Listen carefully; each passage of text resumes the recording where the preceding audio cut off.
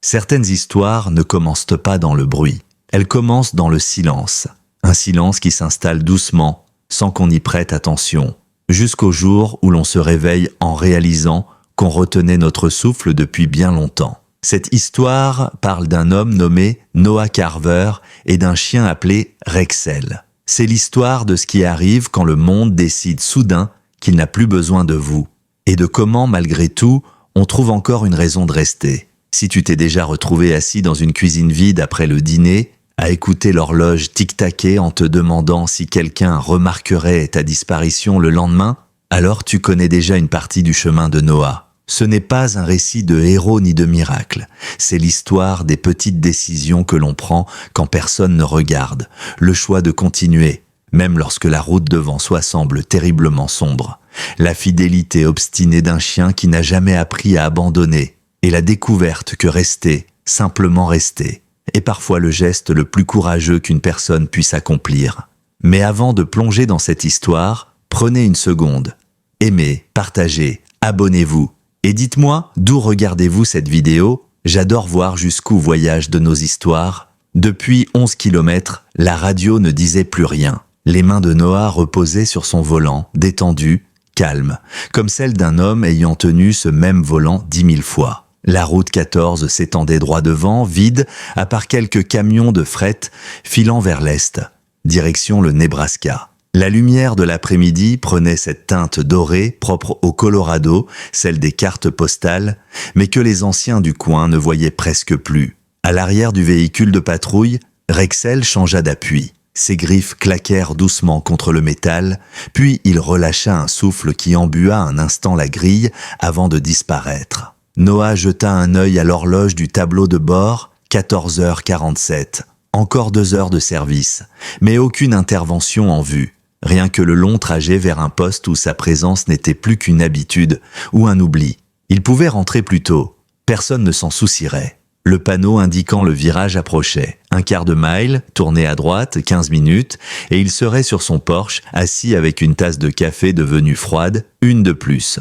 Marlène lui répétait autrefois « Noah Carver, c'est la 3e tasse que tu laisses refroidir aujourd'hui. Sans moi, tu oublierais ta propre tête. Seigneur !» Ce que ce genre de petite remontrance lui manquait. La radio grésilla soudain. À toutes les unités, soyez avisés, effondrement signalé sur le chantier Méridian, route 14, borne 23. 2 agents portés disparus. Équipe de recherche et secours requise. La main de Noah se tendit vers le micro avant même qu'il ne réfléchisse. Réflexe forgé par 32 ans à répondre à la moindre urgence. Il s'arrêta juste avant d'appuyer. K9, unité 7 et K9, unité 12 en route. Arrivée estimée, 8 minutes. Les nouveaux, des jeunes maîtres chiens, des chiens tout aussi jeunes, des carrières prometteuses, pas lui. Son pouce trembla au-dessus du bouton. Le panneau approchait, clignotant allumé, direction la maison. Le chemin du retour, le chemin facile. À l'arrière, Rexel se redressa. Noah reconnaissait cette respiration, plus rapide, concentrée. Le chien savait. Il connaissait ce ton dans la radio, la tension dans les voix. Il laissa échapper un gémissement grave, une question silencieuse. « On y va ?» Une autre voix, plus sombre, lui répondit intérieurement « Tu n'es plus utile. Ils n'ont pas besoin de toi. Tu serais un poids. Tu n'es plus que du soutien. » Le virage n'était plus qu'à quelques mètres. Noah pouvait rentrer. Se fondre dans son anonymat. Personne ne remarquerait. Rexel gémit encore, plus doux mais plus insistant. Noah pensa à Marlène, à ce qu'elle aurait dit si elle avait été là, assise à côté de lui comme autrefois. Depuis quand Noah Carver tourne-t-il le dos à des gens qui pourraient avoir besoin de lui? Il appuya sur le bouton « Dispatch, ici K, 9 unité 3. Je me rends sur le site Méridian. » Un silence accueillit sa réponse, longue, trop long. Comme si la standardiste vérifiait qu'elle avait bien entendu. « Unité 3, reçu.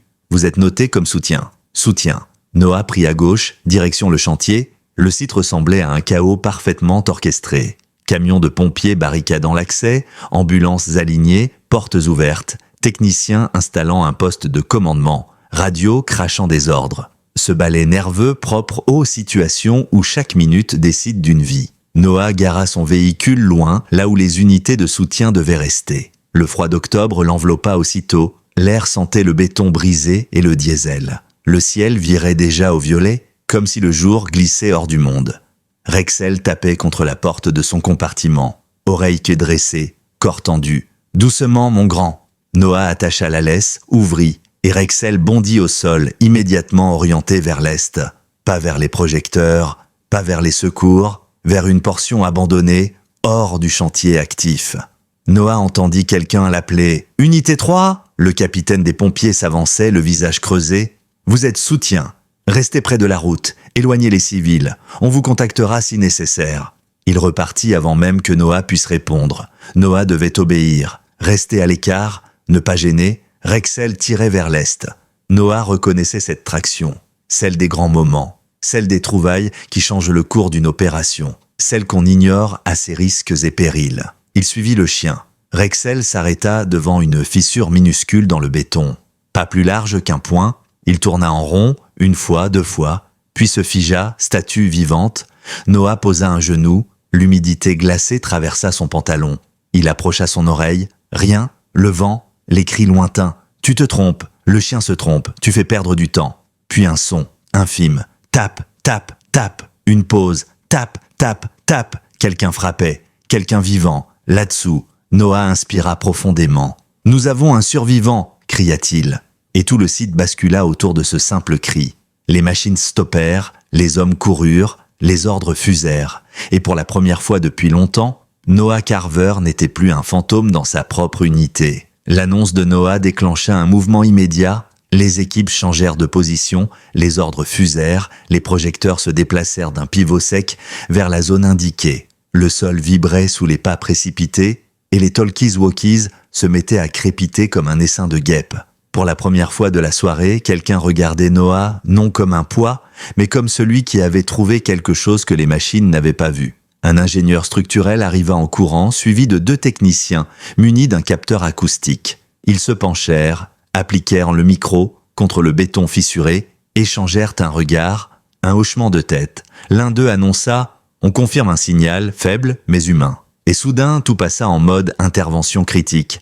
Les équipes étaient désormais organisées autour de la zone que Rexel avait détectée. L'effondrement principal se trouvait plus à l'ouest, mais les 2 agents disparus, ils étaient ici, là où personne ne cherchait, parce qu'un chien l'avait décidé. Le commandant revint vers Noah. Cette fois, son regard avait changé. Plus de condescendance, plus de hâte, mais une forme de reconnaissance tendue. « Carver, vous restez ici. Vous êtes notre contact avec les victimes jusqu'à extraction. On ne bouge rien tant qu'on n'a pas une évaluation complète de la stabilité. » Noah hocha la tête. Ce simple mouvement sembla lui rendre 10 ans d'existence. Rexel se coucha près de la fissure, le museau presque collé au béton, comme s'il voulait rester le plus près possible de ce qui vivait encore en dessous. Noah se pencha et posa sa paume contre la surface froide. Il sentait le léger frémissement presque imperceptible d'un effort de vie coincé dans le noir total. Il respira lentement. « D'accord, je suis là. » Le temps passa sans qu'il puisse dire combien. Des minutes, des dizaines de minutes, peut-être plus.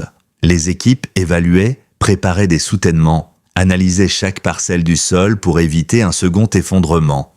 Pendant ce temps, Noah restait là, à genoux, la joue contre le béton glacé, attendant un autre signe. Puis enfin une voix, faible, presque un soupir. « Allô ? Quelqu'un m'entend ?» Une femme, jeune, haletante. Noah se pencha davantage. « Oui, je vous entends. Je suis l'officier Noah Carver. Je suis avec la police. On va vous sortir de là. » Un souffle, un sanglot, un rire étouffé. « Mon Dieu, merci, merci. Quel était votre nom ?»« Sarah Blake, détective. Et il y a quelqu'un d'autre avec moi. Mon coéquipier, Marcus Hale. Il a perdu connaissance pendant la chute. Je crois qu'il respire, mais je ne peux pas le réveiller. » Le nom fit tressaillir Noah. Marcus Hale. Il connaissait ce Marcus-là. Ils avaient travaillé dans le même district au siècle dernier, en 1997 ou 1998. Marcus faisait le plus mauvais café de la région et riait toujours de ses propres blagues. Un bon gars. Ils avaient perdu contact depuis des années, mais le souvenir revint, solide comme un clou. « Sarah, écoutez-moi. Vous n'êtes pas seule. L'équipe est en place. On va vous sortir de là. Vous devez juste rester calme. Il fait si noir. Je n'arrive plus à voir quoi que ce soit. C'est normal. Vous êtes sous plusieurs mètres de débris. Gardez la main sur votre collègue. Restez près de lui. Et continuez de me parler. » Puis il attendit, prêt à répondre à la moindre respiration. La voix reprit après quelques secondes. Vous pensez que vous nous sortirez de là bientôt ?» Noah leva les yeux vers les équipes. Les ingénieurs secouèrent la tête. Impossible d'estimer. Trop risqué. Les prochaines heures allaient être critiques. Il inspira lentement. On travaille aussi vite que possible. Je ne peux pas vous donner d'heure, mais je peux vous promettre une chose. Je ne vais nulle part. Un silence, très court, puis un murmure. Merci, Noah. Le temps se dilata encore. 17h, 17h30, 18h15. Noah parla, puis parla encore, quand sa voix commença à se casser. Il expliqua chaque étape que les équipes mettaient en place, décrivit les mouvements au-dessus du sol, rassura, calma, et lorsque les informations techniques devinrent de trop répétitives, il changea de registre. Il raconta l'histoire de sa rencontre avec Marlène lors d'une foire comptée en 1989. Tous deux avaient attrapé en même temps le même caramel pomme emballé dans une feuille de cire. Elle avait ri en disant qu'il pouvait le prendre. Il avait répondu qu'il ne le prendrait que si elle le partageait avec lui. Ils avaient discuté 40 minutes sur un banc, le caramel fondant entre eux, oublié du temps. Noah sentit sa gorge se serrer à ce souvenir, mais continua. « Elle avait l'air formidable », murmura Sarah depuis le noir. Elle l'était. Qu'est-ce qui lui est arrivé? Un cancer, ça fait 4 ans. Je l'ai vu partir morceau par morceau, et je n'ai rien pu faire. Je suis désolé. Moi aussi. Puis il parla de Rexel, de ce chien arrivé dans sa vie à 2 ans, déjà formé mais inachevé. De deux qui avaient dû apprendre à se comprendre, à se compléter. C'est lui qui vous a trouvé, dit Noah. Il n'a jamais voulu que je parte, il m'a conduit droit à vous. Sarah soupira presque un rire. Les machines disaient qu'on n'était pas là. Les machines savent beaucoup de choses, mais pas tout. Rexel, lui, il sait. La nuit tomba. Les projecteurs blafards illuminèrent des ombres immenses sur le sol brisé. Les équipes avançaient centimètre par centimètre, construisant des soutènements en acier, vérifiant la moindre vibration. À 19h45, la voix de Sarah se fit plus faible. Noah sentit son cœur se serrer. « Sarah ? Sarah, vous m'entendez ?» Rien, pas un souffle. Rexel fit un bruit étrange, pas un gémissement. Un son grave, patient, assuré, comme s'il lui savait que ce n'était pas fini. Le chien posa sa tête contre la fissure, attentif. Noah ferma les yeux. « Seigneur, si vous m'entendez, pas maintenant, pas comme ça. » Il continua de parler, même lorsqu'il ne reçut plus de réponse. Il parla de sa fille, Émilie, qu'il n'avait pas toujours su protéger. De la lumière sur les montagnes à l'aube, de la façon comique dont Rexel ronflait dans son sommeil. Il parla pour remplir le vide, pour occuper l'ombre, pour ne pas laisser la mort prendre trop de place. Et à 20h12, une voix revint, faible, si faible qu'il dut se coller au béton pour l'entendre. « Je suis toujours là. » Noah ferma les yeux. « Moi aussi, Sarah. Moi aussi. » Le travail continua. Tenir, espérer, rester. Une main se posa sur l'épaule de Noah. Il sursauta, ses nerfs trop tendus pour accepter le moindre contact sans réaction. Le commandant des pompiers se tenait derrière lui, silhouette orange sous les projecteurs. Les outils raclaient, les moteurs ronronnaient à distance, mais autour de Noah, un silence fragile régnait, comme si le monde retenait son souffle. « Carver, vous êtes là depuis plus de 4 heures. On fait tourner les équipes. Prenez une pause. » Noah voulut répondre « Je vais bien », par réflexe. Mais le commandant l'interrompit d'un geste. « Ce n'est pas une question. » Un jeune agent s'agenouilla à côté du fissure, prit position exactement là où Noah se trouvait quelques secondes plus tôt et commença à parler à Sarah d'une voix régulière et parfaitement maîtrisée. C'était la même intonation que celle que Noah avait utilisée, mais sans l'usure, sans la fatigue, sans l'histoire partagée. Le passage de relais était propre, professionnel, rapide. Noah marcha en s'éloignant comme un homme à qui on aurait retiré quelque chose sans prévenir. On lui tendit un gobelet de café tiède. Il le prit sans y penser. La tasse chauffa ses mains glacées, mais n'apporta aucun réconfort. Rexel suivait, collé contre sa jambe, refusant lui aussi de s'éloigner trop de l'endroit où tout s'était joué. À 50 mètres de là, 2 civils discutaient devant un véhicule d'information. Une caméra filmait le jeune agent, celui qui avait repris la communication avec Sarah. Les flashs crépitaient, les journalistes posaient des questions. Son visage s'illuminait à chaque réponse. On le félicitait. On lui attribuait calmement les louanges de l'opération. Peut-être qu'il les méritait, peut-être qu'il en faudrait plus pour apprendre à ne pas se précipiter vers la lumière. Personne ne regardait Noah. Personne ne savait qu'il avait tenu la voix de Sarah pendant 4 heures, qu'il avait senti la vie glisser puis revenir à travers 2 centimètres de béton, qu'il avait empêché la panique de s'installer dans le cœur d'une femme prisonnière d'un tombeau, qu'il avait sauvé Marcus Hale, même si Marcus ne le savait pas encore. Le téléphone de Noah vibra, un message de sa fille, Emily. « J'ai vu aux infos qu'il y a eu un effondrement dans ton secteur. Tu es au chaud, j'espère. » Il écrivit « J'y suis. J'ai trouvé les agents. » Puis effaça. Il réécrivit « Longue journée, je rentre bientôt. » Et envoya. Rexel gratta le sol, nerveux. Il observait le chantier comme si quelque chose restait inachevé. Noah lui passa la main sur le dos. « C'est fini, mon grand. On a fait notre part. » Le chien ne bougea pas. Quand les équipes parvinrent enfin à créer un accès stable, il était près de 22h10. Les cris de victoire étouffés résonnèrent quand Sarah fut extraite sur un brancard, couverte de poussière, les yeux plissés face à la lumière mais vivante.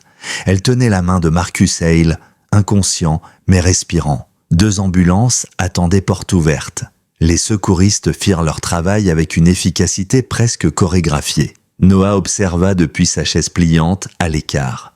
Rexel posa sa tête sur sa cuisse. Le vent se levait, froid comme une lame, les caméras continuaient d'enregistrer. Les interviews se succédaient, centrées autour du jeune agent au sourire photogénique et de l'équipe principale. Personne ne mentionna l'homme qui avait suivi un chien vers une fissure invisible. Lorsqu'un logisticien s'approcha finalement de lui, ce ne fut pas pour le remercier. « Monsieur Carver, vous bloquez l'accès réservé aux médias. Il faudrait déplacer votre véhicule. » Noah acquiesça, fatigué au-delà des mots. Il marcha lentement vers son camion, déplaça le véhicule, puis s'assit derrière le volant, sans démarrer. Rexel monta sur le siège passager, malgré la règle. Noah n'eut pas la force de protester. Ses mains tremblaient. Il se dit que c'était le froid. Ce n'était pas le froid. Il inséra la clé dans le contact, s'apprêta à démarrer. Mais son regard croisa quelque chose à travers le pare-brise. Une silhouette seule, assise sur une caisse d'équipement à l'écart des projecteurs. Une femme jeune, portant une tenue de paramédicale couverte de poussière, les épaules tremblantes. Elle essuyait ses yeux du revers de la main, en vain. Noah arrêta le geste, retira la clé et sortit du camion.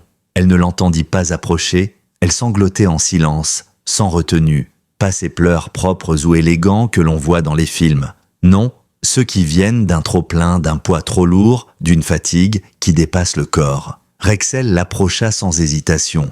Il posa son museau contre sa cuisse. Elle sursauta, puis fondit encore plus, cette fois en enfouissant ses doigts dans la fourrure du chien. « Désolé, dit-elle entre 2 souffles, je suis désolée. C'est juste, j'ai gelé. » Quand ils ont ramené le premier officier, tout le monde bougeait vite, faisait ce qu'il fallait. Et moi, j'étais planté là, figé. Noah s'assit près d'elle sur une autre caisse. Ses genoux protestèrent. Il laissa un long silence s'installer. Elle continua. « Je suis censée être bonne dans ce que je fais. On m'a formée. On m'a dit que j'avais le calme, la précision. Mais quand j'ai vu Marcus, je n'ai pas pu avancer, pas pu respirer. » Noah observa Rexel qui s'était couché contre elle.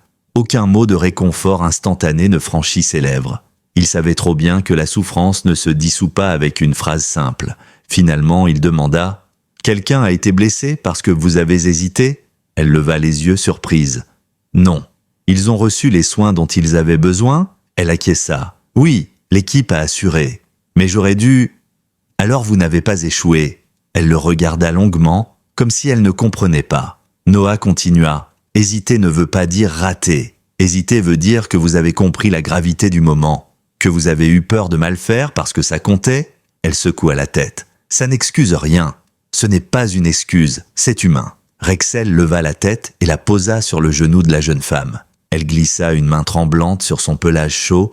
Elle respira profondément. « Comment il s'appelle ?»« Rexel. » Un micro-sourire naquit dans ses larmes. Il est incroyablement calme. Il est épuisé. Noah regarda son chien avec tendresse. « Et moi aussi. » Elle observa Noah un long moment. « Vous êtes celui qui les a trouvés, n'est-ce pas ?» Les agents. Il hésita. « On m'a dit que vous êtes resté couché 4 heures à leur parler dans l'obscurité. Pourquoi vous n'êtes pas là-bas ?» Elle désigna les caméras. En train de recevoir le crédit, Noah fixa le sol. Les journaux ne tiennent pas chaud la nuit. Elle eut un vrai rire cette fois, court mais sincère. « Je voulais démissionner ce soir, avoua-t-elle soudain. J'ai vraiment pensé partir, chercher un travail où geler ne peut pas tuer quelqu'un. Noah hocha la tête. Il connaissait ce genre de pensée. Vous pourriez? Il n'y a pas de honte à s'éloigner si ça vous détruit. Elle regarda ses mains. Et vous? Vous avez déjà voulu quitter? Un long silence. Oui, souvent. Et pourquoi vous ne l'avez pas fait? Il posa la main sur Rexel. Parce que le lendemain finissait toujours par arriver, et qu'il y avait encore quelqu'un qui avait besoin d'être trouvé. La jeune femme respira plus lentement, comme si ses poumons acceptaient enfin de se détendre. Elle finit par se présenter. Allison Ward, paramédic depuis 3 ans, pas encore remise de ce qu'elle venait de vivre. Noah l'écouta parler sans jamais donner de leçons. Et quand elle se leva enfin, elle semblait un peu différente. Pas réparée, mais moins cassée. Avant de partir, elle lui dit « Je suis contente que vous n'ayez pas quitté. » Noah resta seul dans la nuit avec Rexel. Le chantier se vidait, les projecteurs s'éteignaient un à un, le silence reprenait sa place. Noah posa une main sur la fourrure de son chien. « Allez mon grand, on rentre !» Ils marchèrent vers le camion. La nuit était glaciale. La route du retour serait longue. Mais pour la première fois depuis longtemps, Noah sentit que quelque chose venait de changer sans savoir encore quoi. La maison de Noah était plongée dans une obscurité profonde lorsqu'il arriva. Pas une lumière, pas un mouvement. Le genre de silence que seuls les hommes vivant seuls depuis trop longtemps connaissent intimement. Il coupa le moteur, le tic-tac métallique du moteur en train de refroidir résonna dans la nuit froide. Rexel descendit du camion avant lui, reniflant l'air comme s'il vérifiait que le monde extérieur ne s'était pas écroulé en leur absence. Noah déverrouilla la porte d'entrée. Une odeur de bois sec et de poussière l'accueillit. Il posa sa veste, retira ses bottes et resta là, immobile, au milieu du salon. La maison ne contenait que l'essentiel. Un canapé, une table bancale, quelques photos dans des cadres trop petits. L'une d'elles attirait toujours le regard. Marlène, posant devant un vieux pick-up bleu, sourire éclatant, lunettes de soleil relevées sur la tête. Noah s'approcha et toucha le cadre du bout des doigts, comme un geste de salutation. Il voulut s'asseoir, mais ses jambes tremblaient encore légèrement. Pas de fatigue physique, pas exactement. C'était autre chose. Une impression persistante que la nuit avait laissé une trace en lui, un sillon qu'il n'arrivait pas à comprendre. Rexel se coucha à ses pieds. Noah posa une main sur sa tête. « T'as bien travaillé aujourd'hui? Tu as fait ce que personne d'autre ne pouvait faire. » Le chien leva légèrement les yeux sans bouger davantage, comme s'il acceptait le compliment sans en avoir besoin. Le sommeil ne vint pas. Noah resta allongé sur son lit, les yeux fixés au plafond. Chaque fois qu'il fermait les paupières, il revoyait l'obscurité sous le béton, la voix de Sarah Blake, fragile mais obstinée, ou celle d'Allison Ward, tremblante mais vivante. Il songea à Marcus Hale, à leur passé commun, à ce que cela faisait d'entendre quelqu'un ressurgir de 20 ans en arrière sans même le voir. Vers 3 heures du matin, il se leva. Il déambula jusqu'à la cuisine, ouvrit un placard, en sortit un paquet de café qu'il posa sur le comptoir sans l'ouvrir. Ce simple geste fit naître un sourire amer. Encore un que je ne boirai pas. La cuisine était trop silencieuse, trop pleine de souvenirs. À 6h17, son téléphone vibra. Un message de Sarah Blake. « Je suis à l'hôpital, ils disent que je vais m'en sortir. Je voulais juste vous remercier. Vous m'avez sauvé autant que l'équipe. » Noah resta immobile un long moment. Puis il écrivit « Vous êtes une battante, c'est vous qui vous êtes accrochée. » Elle répondit presque aussitôt « Je ne vous ai jamais vu. J'aimerais vous rencontrer. » Noah leva les yeux vers le plafond, comme si quelqu'un au-dessus pouvait lui souffler une solution. Il ne répondit pas immédiatement. Il n'en avait pas la force, pas l'envie, pas la certitude. Il effaça sa réponse 3 fois avant de finalement poser le téléphone, laissant le message en suspens. La journée passa lentement. Il ne retourna pas au poste. Il avait accumulé assez d'heures pour prendre un jour sans rendre de comptes à personne. Il passa la matinée à réparer une planche du porche arrière qui grinçait depuis des mois. Puis il tailla les buissons qui longeaient la clôture. Des tâches simples, répétitives, des gestes qui gardaient l'esprit occupé juste assez pour ne pas penser au reste. Mais à chaque pause, son esprit revenait à Sarah Blake, à Allison Ward, à Marcus Hale, à ce jeune agent interviewé par toutes les chaînes, à ce qu'on disait aux infos, à ce qu'on ne disait pas, et aux petits détails qu'il n'arrivait pas à chasser. Pourquoi Marcus et Sarah se trouvaient-ils dans cette zone abandonnée du chantier? Ce n'était pas leur secteur, ce n'était même pas une zone active. Pourquoi étaient-ils là? L'après-midi, un véhicule arriva sur l'allée. Un SUV sombre, sans plaques officielles visibles. Noah ne reconnut pas immédiatement le modèle, mais l'allure lui fit lever un sourcil. Ce n'était pas une visite ordinaire. Rexel gronda doucement. Pas d'agressivité, mais d'alerte.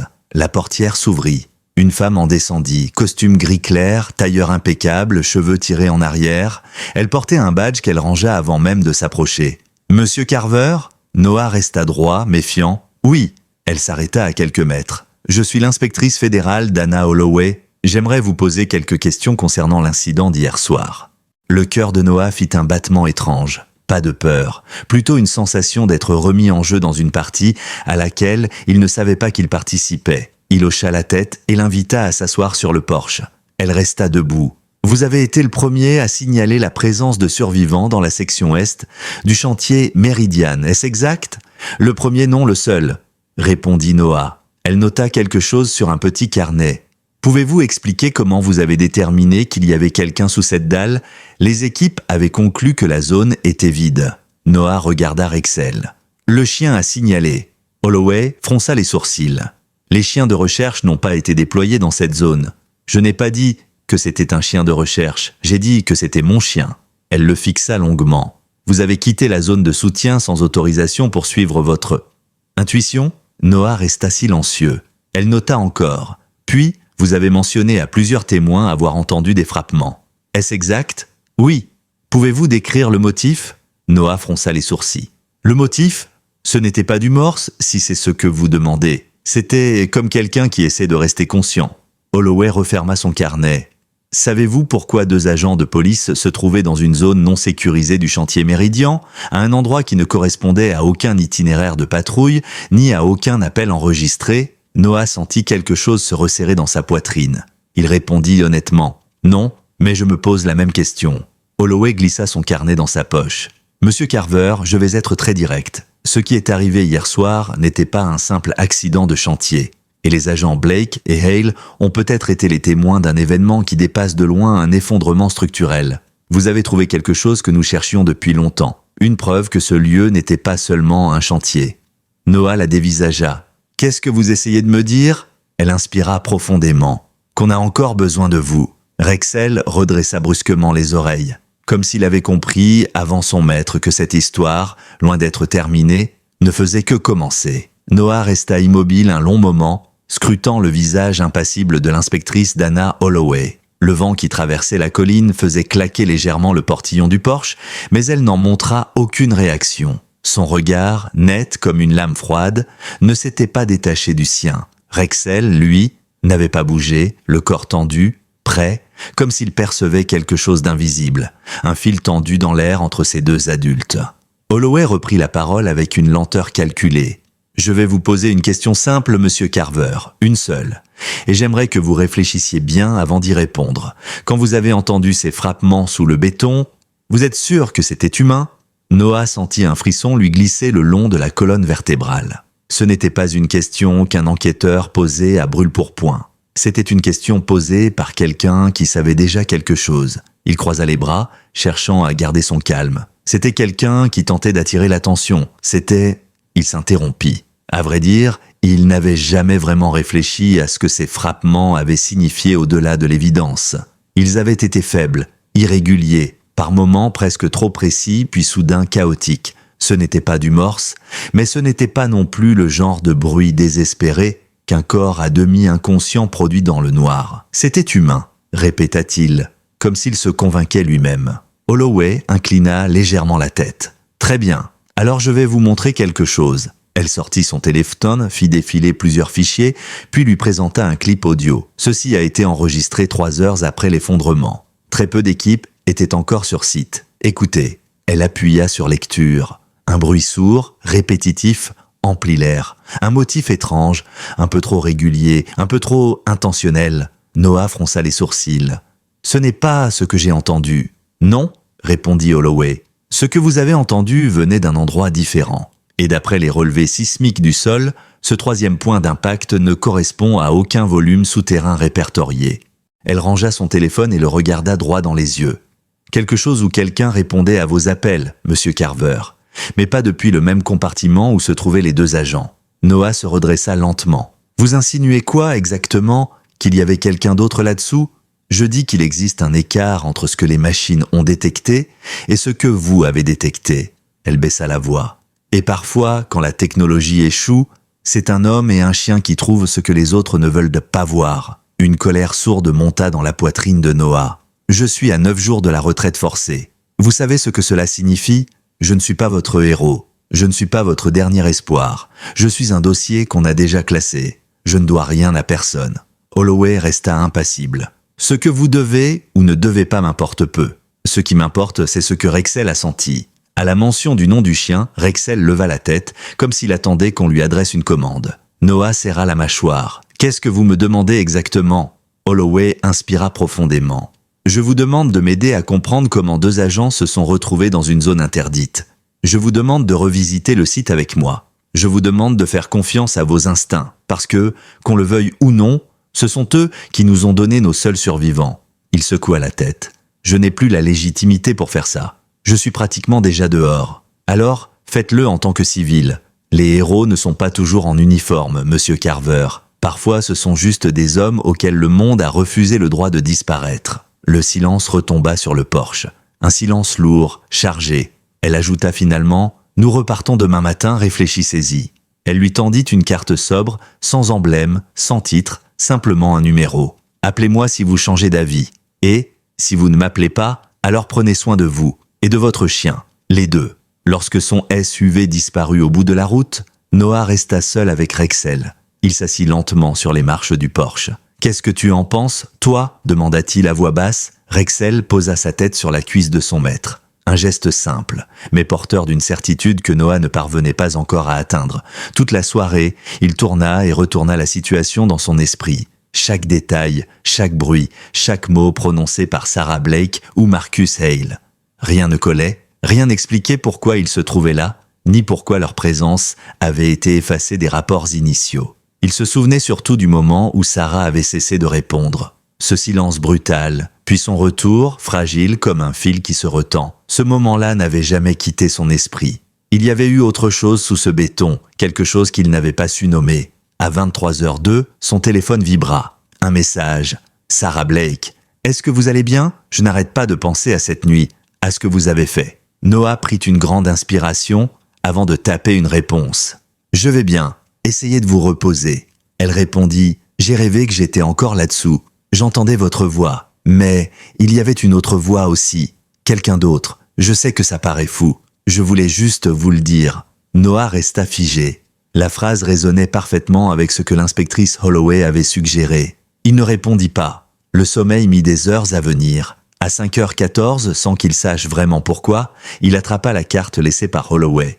Il la contempla un long moment. Puis il composa le numéro. Elle décrocha au premier bip. « Monsieur Carver, j'espérais votre appel. » Noah ferma les yeux. « Demain matin, vous avez dit ? » ?»« Oui, d'accord, je serai là. » Il raccrocha. Rexel leva doucement la tête comme si le destin venait de franchir une nouvelle étape. Noah murmura « Bon, on dirait que c'est pas encore fini. » Et quelque part au fond de lui, il sentit une chose étrange.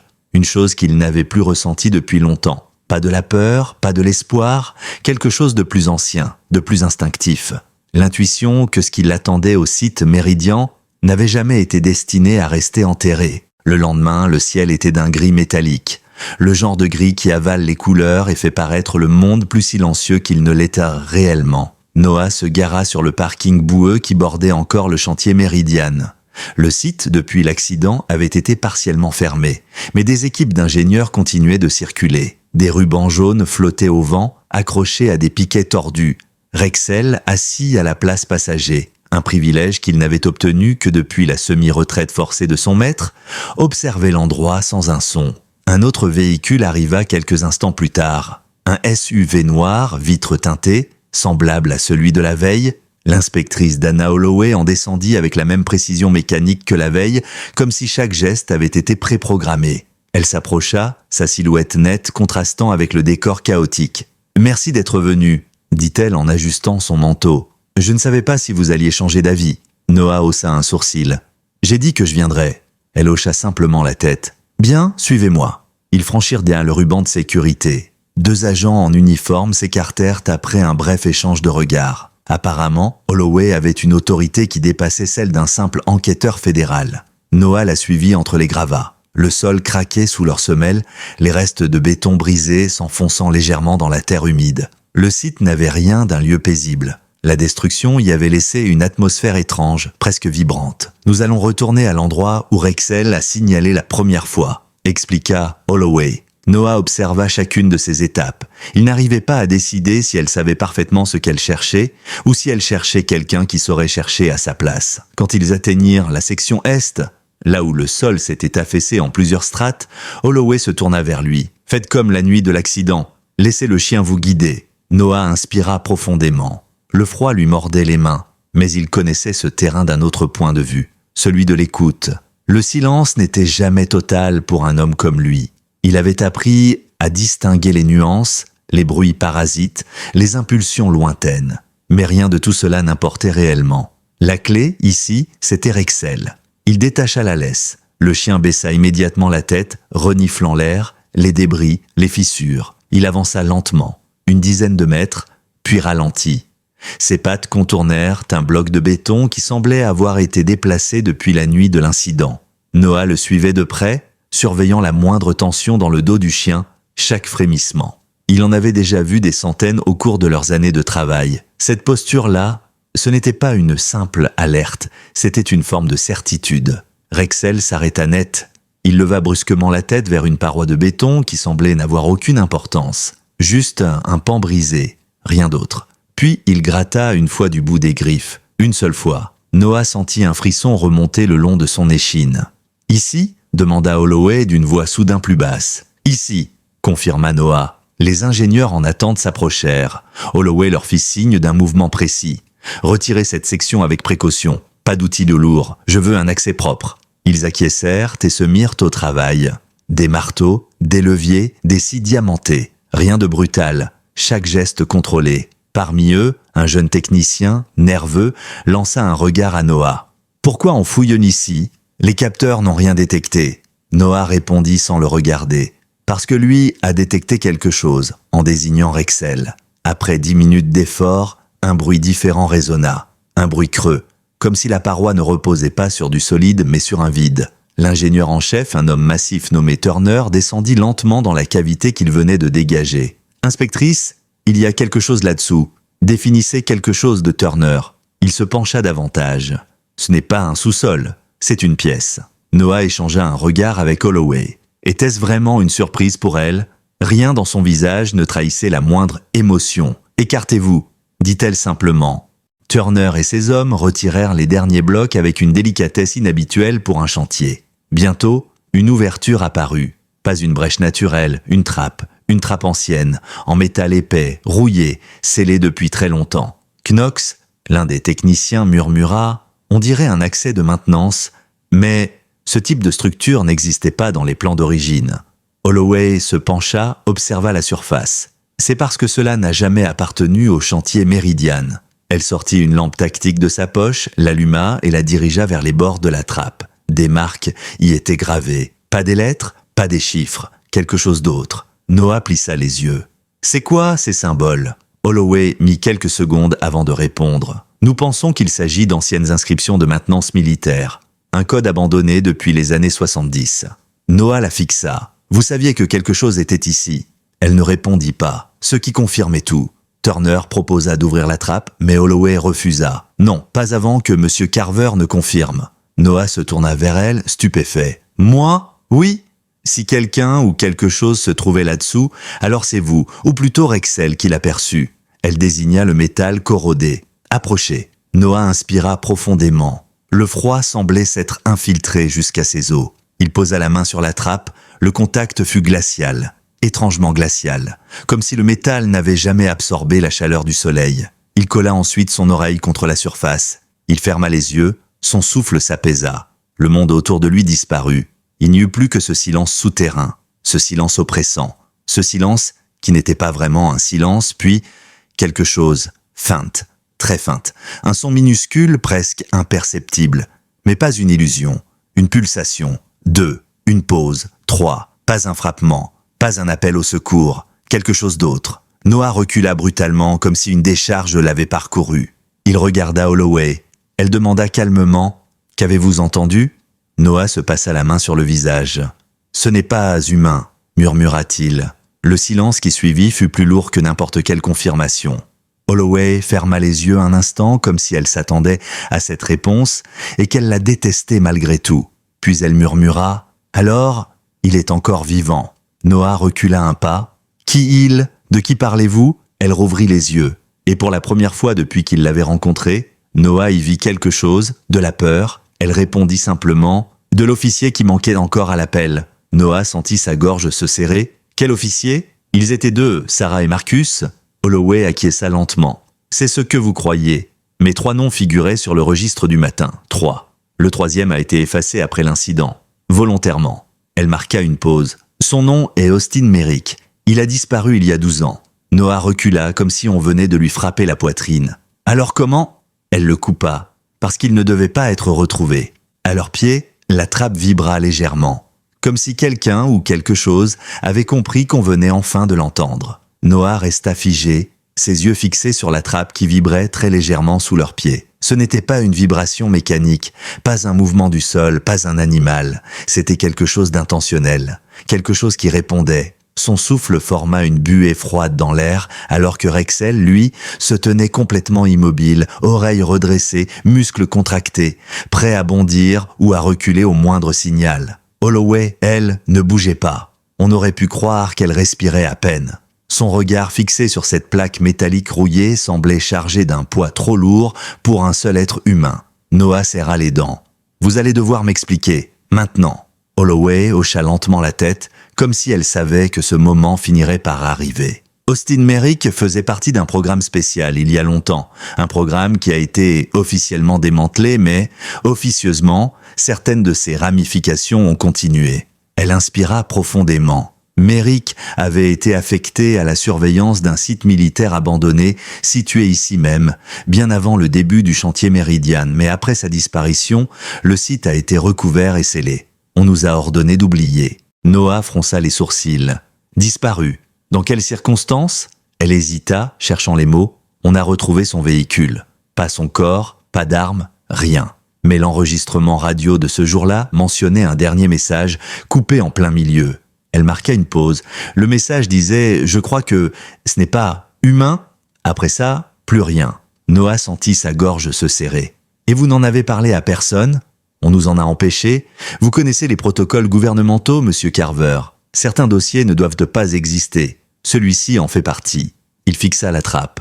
Mais s'il était là-dessous depuis 12 ans, comment pourrait-il encore être en vie ? Holloway eut un regard grave. « C'est ce que je suis venu déterminer. » La trappe vibra de nouveau. Plus fort cette fois. Turner, l'ingénieur, recula instinctivement. « Inspectrice, ce n'est pas prudent. Nous ne savons même pas si cet accès est structurellement stable. » Elle ne l'écouta pas. « Carver, dit-elle doucement. » Noah leva les yeux. « Je veux que vous m'aidiez à descendre là-dessous. » C'était absurde, impensable, dément. Mais Holloway ne plaisantait pas. Son visage n'exprimait ni bravade ni folie. Simplement une détermination glaciale. Une mission qu'elle n'avait pas choisie, mais qu'elle portait comme une dette. Noah secoua la tête. « Je ne suis plus en service. Je ne suis pas habilité.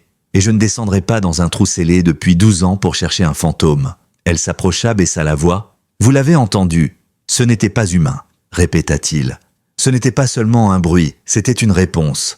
Un long silence s'installa. Le vent soulevait des poussières, les panneaux de chantier grinçaient. Puis Rexel s'avança, posa sa patte sur le rebord de la trappe et resta là, immobile, comme s'il attendait qu'on l'ouvre. Noah sentit quelque chose se briser en lui. Une résistance qu'il gardait très profondément depuis la mort de Marlène, depuis la lente désertion de sa vie, depuis qu'il avait commencé à croire qu'il ne servait plus à rien. Il soupira. « Si je descends, vous descendez avec moi. » Holloway acquiesça sans hésiter. Turner tenta une dernière fois. « Inspectrice, c'est de la folie. Nous ne savons pas ce qu'il y a là-dessous. L'air peut être toxique, la structure instable. Et si quelque chose vous arrive ?» Elle répondit d'un ton sec. « Alors vous direz que c'est moi qui l'ai exigé. » Puis elle se tourna vers Noah. « Aidez-nous à ouvrir. » Les ingénieurs s'activèrent, dégondant les boulons anciens, sciant des attaches métalliques qu'on aurait cru soudées par le temps lui-même. La trappe résista comme une bête, grinçant, gémissant, refusant de céder. À un moment, on aurait même dit qu'elle vibrait sous leurs mains, comme si quelque chose la poussait de l'intérieur. Turner jura entre ses dents. « C'est impossible. La pression interne est trop forte. Continuez, ordonna Holloway. Finalement, dans un grincement atroce, la trappe se souleva. Une bouffée d'air noir s'échappa. Noah recula immédiatement. Cet air n'était pas seulement vieux, il était autre, lourd, dense, comme si le temps lui-même avait stagné là-dessous. Les ingénieurs braquèrent leurs lampes vers l'ouverture. On ne voyait rien. Un noir total, sans fond, comme un gouffre. Noah sentit le sol vibrer sous ses pieds. Rexel grogna à voix basse. Holloway prit une lampe, l'alluma et la pointa dans l'ouverture. Le faisceau semblait absorbé par l'obscurité. « Il y a une échelle, dit-elle finalement. Une vieille, mais elle tient encore. » Noah passa une main sur son visage. « Dites-moi au moins ce que vous espérez trouver là-dessous. » Holloway hésita, puis répondit « La vérité ». Ce mot resta suspendu entre eux comme une promesse ou une menace. Finalement, Noah se tourna vers Turner. « Avez-vous un détecteur d'oxygène ?» Turner lui en tendit un. « Pour l'amour de Dieu, soyez prudent. » Noah accrocha le détecteur à son gilet. Puis il regarda Rexel. « Tu restes ici ?» Le chien grogna faiblement et posa sa tête contre sa jambe, refusant. Holloway murmura « Il ne vous laissera pas. » Noah soupira. « Alors tu viens, mais derrière moi. » Holloway passa la jambe au-dessus de l'ouverture, attrapa les barreaux rouillés et commença à descendre. Noah suivit immédiatement. Le métal vibrait sous leurs mains. Le noir semblait avaler la lumière. Rexel descendit en sautant prudemment sur chaque plaque de support, habitué à accompagner Noah dans des environnements confinés. À mesure qu'il descendait, la lumière du jour disparaissait. Un froid nouveau apparut, un froid sec, un froid silencieux. Noah murmura « Holloway, quelle profondeur fait ce truc ?» Elle répondit d'une voix lointaine « 30 pieds, peut-être plus. » Soudain, la lampe de Holloway éclaira le sol. Ils touchèrent terre. Une pièce s'étendait devant eux, large, beaucoup plus large qu'un simple local technique. Les murs étaient couverts de panneaux métalliques, certains rouillés, d'autres intacts, comme si on les avait entretenus. Noah braqua sa lampe autour de lui, des caisses militaires, des câbles, des restes d'équipement, un vieux générateur, et au milieu de la pièce, un lit métallique, avec des sangles. Il sentit son estomac se retourner. Holloway s'approcha du lit, elle passa sa main sur le métal froid. « C'est une salle de confinement. » Elle se tourna vers lui. « Ils ont enfermé quelque chose ici. » Rexel grogna. Pas un grognement d'alerte, un grognement de peur. Puis, depuis un couloir obscur au fond de la salle, un bruit résonna. Un murmure, très faible, très humain. « Noah !» Noah se figea. Holloway devint pâle. Rexel recula, les oreilles plaquées. Le murmure reprit, plus clair cette fois. Noah Carver. Noah sentit le sang quitter son visage. Il ne reconnaissait pas cette voix, mais elle connaissait son nom. Holloway murmura « Merrick n'est pas seul là-dessous !» Noah sentit ses doigts se crisper autour de sa lampe. La voix venue du couloir n'avait rien d'un cri, ni d'un appel d'urgence. Elle avait été prononcée comme une confidence, comme une phrase dite à 2 centimètres de l'oreille. Pourtant le couloir était à une vingtaine de mètres d'eux. Holloway tourna lentement la tête vers Noah, comme si elle vérifiait que ce qu'ils avaient entendu n'était pas une hallucination partagée. « Vous l'avez entendu ?» demanda-t-elle. Noah hocha la tête en silence, incapable de prononcer un mot. Rexel, lui, avait reculé de 3 pas, le poil hérissé le long de son échine, ses yeux brillants d'une inquiétude qui n'avait rien d'ordinaire. Jamais Noah ne l'avait entendu émettre ce genre de grognement. Un son grave, continu, sans variation, un avertissement primal, un instinct profond. La voix retentit à nouveau, un souffle à peine audible. « Tu es enfin venu ?» Noah déglutit difficilement. « Ce n'est pas possible, » murmura-t-il. « Cette voix, elle vient de quelqu'un qui me connaît. » Holloway serra sa lampe, la faisant trembler légèrement. « Il y a 12 ans que Merrick a disparu. Il ne pouvait pas savoir votre nom. Vous ne travailliez même pas dans ce secteur à l'époque. » Noah secoua la tête, encore plus dérouté. « Ce n'est pas Merrick que j'entends. Ce n'est pas sa voix. Et ce n'est pas une voix que je reconnais non plus. Mais elle me connaît. » Ils restèrent plusieurs secondes sans bouger, suspendus dans ce silence lourd, avant que Holloway n'avance d'un pas. Elle lança un regard ferme à Noah. « Quoi qu'il y ait là-dedans, il sait que vous êtes ici. Il vous appelle. Si nous reculons maintenant, il ne nous laissera pas partir. » Noah eut un frisson. Il ralluma sa lampe, la dirigea vers le couloir. La lumière révélait un passage étroit, renforcé de plaques d'acier. Le sol était recouvert d'une fine poussière, mais par endroits, on distinguait des empreintes. Pas des empreintes fraîches, pas humaines. De longues marques irrégulières, comme si quelque chose avait été traîné ou s'était déplacé en rampant. Holloway inspira profondément. « On y va, mais très lentement. » Noah ne répondit pas. Il glissa sa main vers Rexel et la posa sur son collier pour l'empêcher de fuir ou de bondir. Mais le chien restait immobile, tremblant légèrement, les yeux fixés sur l'obscurité devant eux. Ils avancèrent, un pas puis un autre. Le couloir semblait s'enfoncer dans un ventre de bête, un boyau métallique qui avalait leur silhouette. Le faisceau de la lampe de Noah balayait les murs. Il y avait des traces de griffures, des lambeaux de métal tordus, par moments, des éclats de peinture ou de plastique fondu collés aux parois. Holloway murmura « Ce lieu n'a jamais été conçu pour être un simple site d'entretien. C'était une installation de confinement. Quelque chose s'est passé ici, quelque chose qu'on a tenté d'effacer. » Soudain, un bruit retentit derrière eux. Pas fort, juste un clic, comme une porte qu'on ferme. Noah se retourna immédiatement. L'ouverture par laquelle ils étaient descendus était désormais plongée dans le noir. Il sembla percevoir un mouvement fugace, un ombre qui glissa en silence derrière la trappe restée ouverte. Rexel couina faiblement. Holloway murmura « On n'est plus seul !» La voix résonna à nouveau plus proche. « Tu es descendu ?» Noah. Cette fois, Noah sentit les muscles de son dos se contracter. La voix était un peu plus claire, un peu plus humaine, mais pas tout à fait. La lumière révéla enfin la fin du couloir, une grande salle circulaire. Les murs y étaient recouverts de panneaux technologiques anciens, ornés de voyants éteints, de câbles épais et de boîtiers métalliques dont certains portaient encore des étiquettes effacées par le temps. Au centre, une table d'examen militaire entourée d'une multitude de sangles détachées. Tout autour, des cages vides, à moitié rouillées, dont les barreaux avaient été tordus comme du fil de cuivre. Holloway s'arrêta net. « Mon Dieu !» Noah ne parvenait plus à respirer. « Qu'est-ce qu'ils ont fait ici ?» Un bruit se fit entendre à leur gauche, un frottement, très lent, très précis. Rexel se plaça d'instinct entre Noah et la source du bruit. Noah pointa sa lampe dans la direction. Pendant un instant, il crut ne rien voir. Puis une silhouette émergea de l'ombre, assise contre le mur, les genoux repliés contre sa poitrine. Un homme. Il semblait émacié, la peau collée contre les os, mais son corps était couvert de griffures sombres et de marques irrégulières. Ses cheveux, longs et collés, tombaient sur son visage. Sa respiration était lourde, sifflante. Il leva lentement la tête. Ses yeux n'avaient rien d'humain. Ils brillaient comme des éclats de verre dans la pénombre, trop larges, trop fixés. Holloway s'avança. « Austin Merrick ?» La silhouette bougea légèrement. Ses lèvres tremblèrent, et la voix sortit, cette même voix qui avait murmuré dans le noir. « Noah ! Carver !» Un frisson glacial parcourut Noah. Merrick, ou ce qu'il restait de lui, semblait incapable de détacher son regard de Noah, comme s'il l'avait attendu, comme si son nom était devenu une obsession dans le gouffre du temps. Noah tenta de parler. « Merrick, si c'est bien vous, on va vous sortir de là. On est là pour vous aider. » Merrick secoua lentement la tête, puis il leva un doigt tremblant, pointant le plafond. « Pas moi, pas moi !» Il inspira difficilement. Ses côtes se soulevaient comme des branches prêtes à casser. « Il est encore ici !»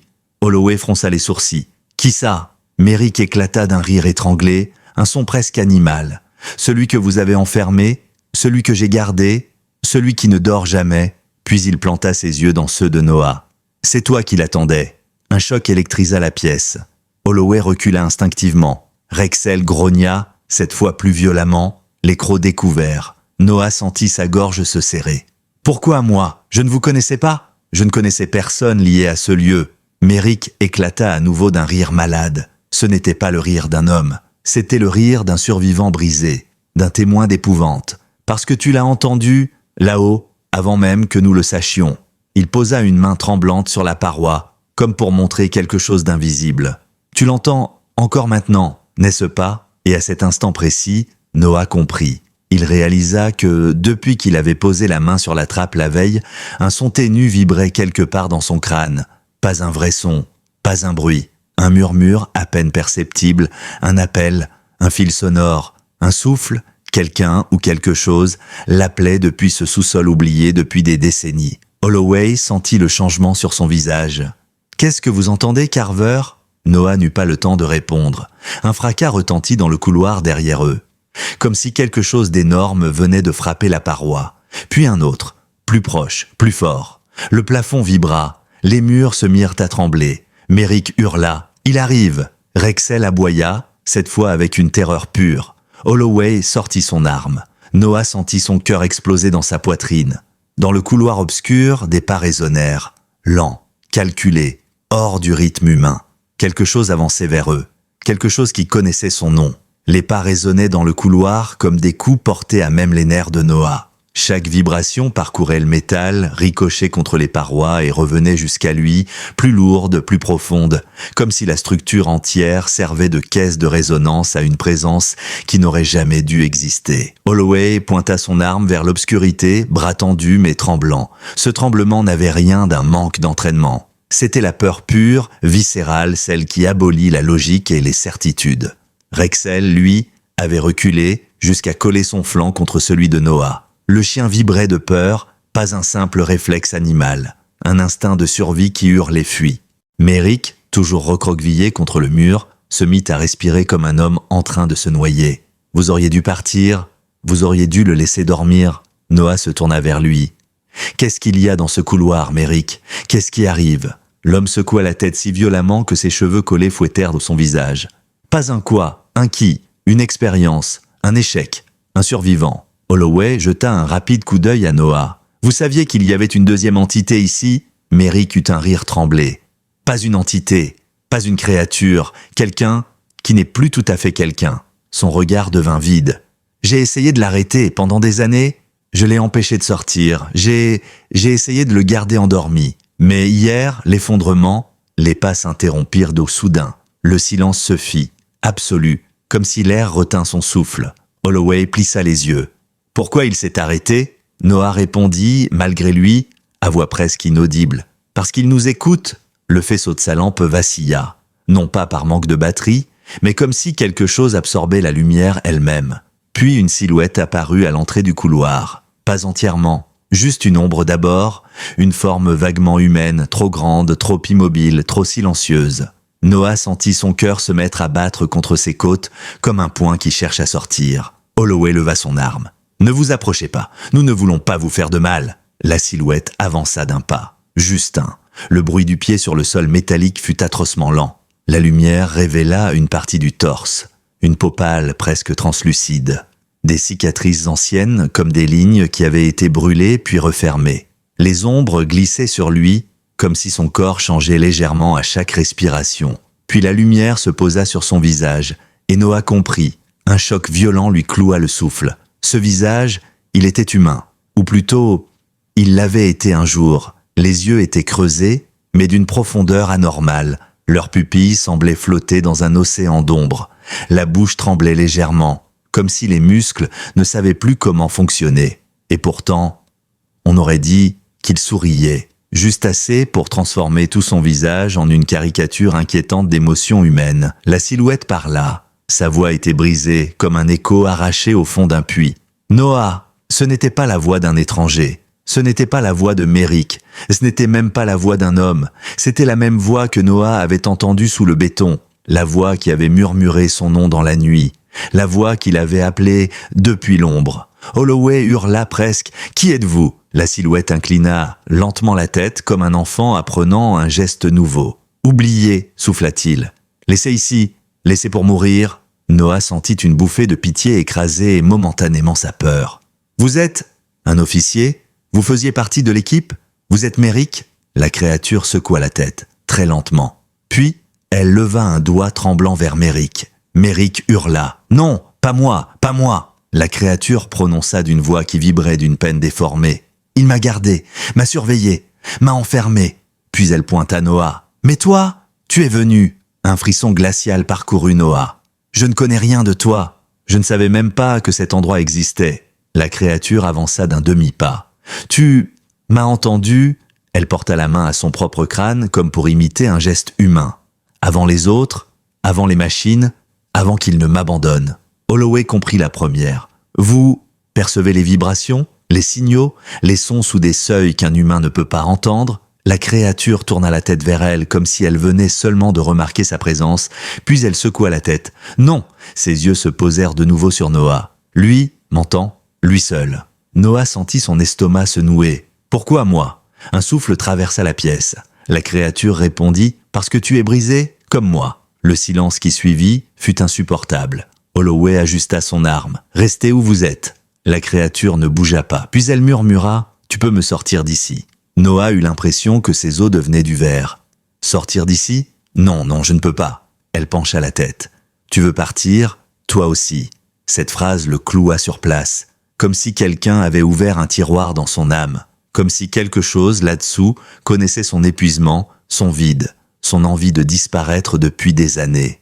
Holloway sentit le danger immédiatement. Elle cria « Ne l'écoutez pas, ce n'est pas une personne, ce n'est pas humain, vous m'entendez ?» La créature se tourna vers elle, et pour la première fois, elle parla d'une voix différente, froide, profonde, comme une lame tirée d'un fourreau. « Toi, tu ne devais pas descendre. » Elle fit un geste, rapide, inhumain. Le bruit résonna comme un souffle violent. Holloway fut projeté contre la paroi métallique, laissant un impact brutal, son arme glissant au sol. Noah hurla son nom. Rexel bondit en avant, aboyant avec une rage qu'il ne s'était jamais vue. La créature redressa le torse, impressionnée par le chien qui n'avait pas reculé. Merrick tenta de ramper en arrière. « Il n'aime pas la lumière, il n'aime pas la... » Sa phrase fut coupée par un bruit monstrueux. La créature venait de saisir le panneau métallique derrière lui. Noah sentit qu'il n'avait plus le choix. Il se plaça entre Holloway, inconsciente, et la créature. Il leva sa lampe. Son cœur hurlait, ses mains tremblaient, mais il tint bon. « Arrête !» cria-t-il. « Regarde-moi, c'est moi que tu veux, pas eux. Moi tu m'entends, alors regarde-moi. » La créature s'arrêta, puis lentement, elle tourna vers lui son visage brisé. La créature fixa Noah, son regard impossible à soutenir, comme si deux vides profonds tentaient de dévorer son visage. Ses pupilles s'élargirent, se contractèrent, puis se fixèrent à nouveau, incapables de stabiliser une expression véritablement humaine. Derrière lui, Holloway restait étendue contre la paroi métallique, inconsciente, une traînée sombre coulant de sa tempe. Merrick, quant à lui, haletait comme un animal acculé, bloqué entre le mur et l'ombre vivante qui avait partagé 12 années de confinement forcé avec lui. Rexel, grognant de toutes ses forces, se tenait entre Noah et la créature, bien que son corps tremblât furieusement. Noah sentait son cœur marteler dans sa poitrine, mais quelque chose en lui s'apaisa pourtant. Il avait déjà entendu des cris dans la nuit, des appels au secours, des gamins perdus dans le froid, des chiens blessés et des voix mourantes au bout d'une ligne radio. Mais il n'avait jamais entendu une voix comme celle qui murmurait maintenant à l'intérieur même de son crâne. Une voix qui semblait fouiller dans ses souvenirs, ses regrets, ses peurs les plus profonds, ses chagrins encore ouverts. La créature avança d'un pas. Le bruit fut humide, irrégulier, comme si ses articulations n'étaient plus parfaitement alignées ou que quelque chose dans sa structure interne s'était réorganisé au fil des années. Noah leva un peu plus sa lampe. La créature s'arrêta, un léger recul trahissant un effleurement de peur. Oui, Merrick avait dit vrai. Elle n'aimait pas la lumière. Alors Noah fit le seul choix possible. Il avança. Il sentit la tension dans le corps de Rexel, l'avertissement silencieux d'un chien qui sait reconnaître quand son maître s'approche trop près d'un gouffre. Mais Noah ne s'arrêta pas. « Tu voulais que je descende ?» dit-il d'une voix qui n'était plus qu'un filet. « Tu m'as appelé ? Alors me voilà.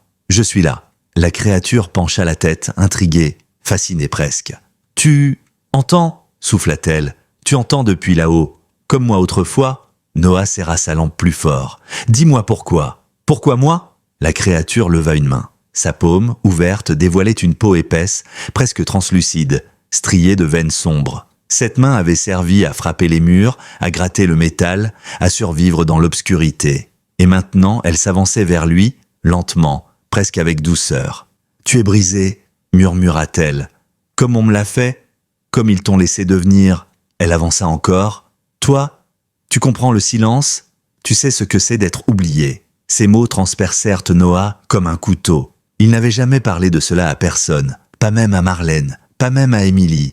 Mais cette créature, elle lisait ses failles comme une main ouverte. Noah secoua la tête. « Je te comprends, oui, mais je ne suis pas là pour toi. Je suis ici parce que 2 agents ont failli mourir. Parce que tu as empêché Merrick de partir. Parce que quelque chose t'a gardé en vie alors que tu n'aurais jamais dû survivre à tout ça. » La créature tourna lentement les yeux vers Merrick, qui émit un hoquet de terreur. « Il m'a gardé !» souffla-t-elle. « pour qu'ils reviennent, pour qu'ils voient ce qu'ils ont fait. Méric tenta de se défendre, sa voix brisée par la panique. « Je n'avais pas le choix, je te nourrissais, je te parlais, Tu as essayé de me tuer plus de fois que je peux compter. » La créature sourit, un sourire qui n'avait rien d'humain. « Je voulais sortir. » Puis elle tourna à nouveau son visage vers Noah. « Toi, tu vas me sortir. » Noah sentit alors une certitude glacée descendre dans sa poitrine.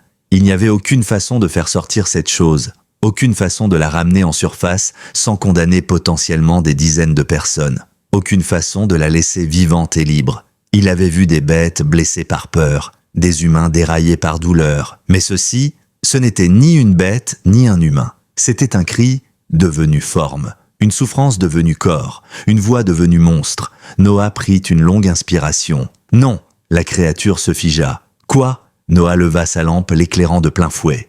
La créature poussa un hurlement rauque, reculant avec une violence telle que ses ongles griffèrent le métal du mur. Elle tenta de détourner le visage, mais la lumière la brûlait comme une vérité trop crue. « Tu ne sortiras pas !» cria Noah. Chaque mot vibrait dans la pièce comme un verdict.